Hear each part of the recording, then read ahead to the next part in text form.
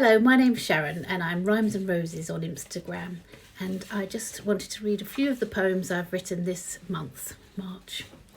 First of all, this was one that I wrote before the lockdown about the gardens in March, and it was lots of the photos there were taken when I visited Wisley Gardens, which is nearby. Gardens in March. Spring sends the daffodil to stir us from slumber and populate borders in bountiful number.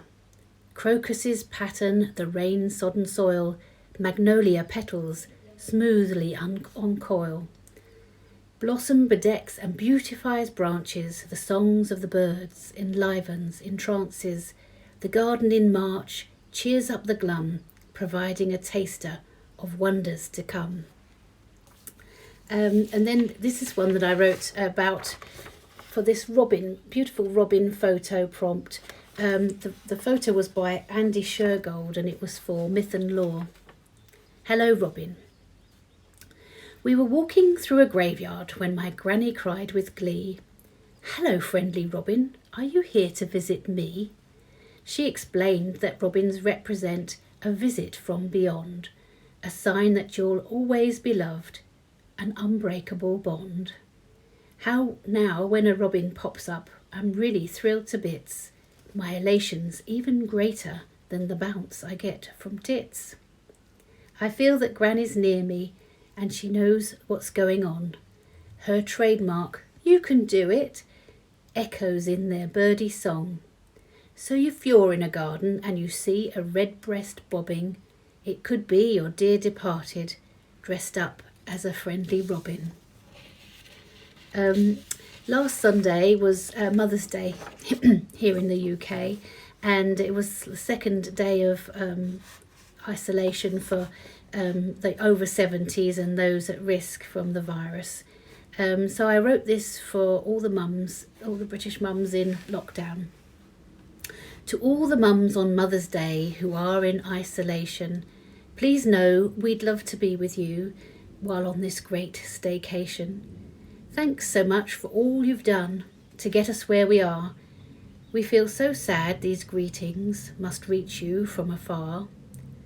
Stay safe inside, be cosy, watch TV's Mary Berry, have a cuppa and a slice of cake, or maybe a large sherry. Imagine we are there with you, although you must confess, at least with virtual gatherings, there is a lot less mess. This is a real crisis, but when it does abate, the hugs you get will be so tight as we all celebrate. And that was a picture of the afternoon tea that we could have had if we'd have been together.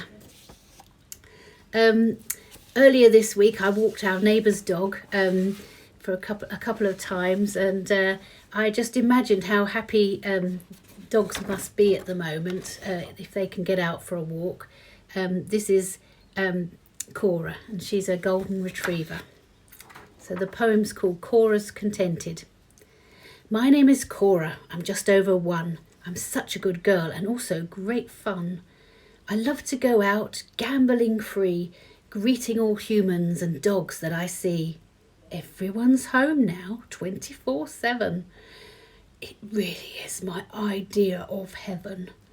We go out for walks, sometimes a few. The neighbours are keen to exercise too.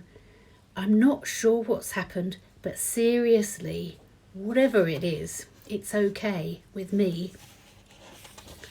And this is one that I saw this beautiful image on Facebook. It's by somebody called Jonito Terreros, who works for a company called Pache, and it's entitled Earthly Angels.